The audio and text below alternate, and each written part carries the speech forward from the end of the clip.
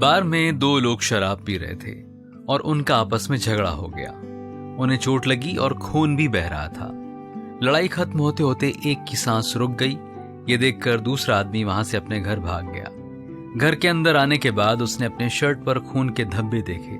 उसके पिता घर पर थे और उसे देखकर हैरान रह गए। उन्होंने पूछा, क्या हुआ बेटा, तुम डरे हुए क्यों हो और तुम्हारे कपड़ों पर खून के दाग कहां से आए? बेटे ने कहा, पिताजी मुझे माफ कर दो, मैंने गलती से किसी का कत्ल कर दिया है और भीड़ मेरे पीछे पड़ी है, मुझे बचा लो पिताजी। उसके पिता को पता नहीं था कि वो क्या करें। कुछ देर उन्होंने सोचा और कहा, बेटा तुम अपनी कमीज मुझे दे दो और तुम मेरी कमीज पहन लो, लेकिन ये याद रखना कि शर्ट पर दाग नहीं लगना चाहिए। दोनों ने अपनी कमीज बदल ली और दरवाजा खोलकर बाहर खड़े हो गए। भीड़ ने पिता को मारा और उसे पुलिस स्टेशन ले गए।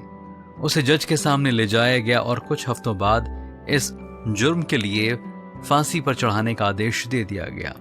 बेटा अपने पिता को इस तरह से देख नहीं पा रहा था और कुछ कहना चाहता था, लेकिन इससे पहले कि वो अपने पिता के पास पहुंच पाता, वो उसे फांसी पर चढ़ा चुके थे।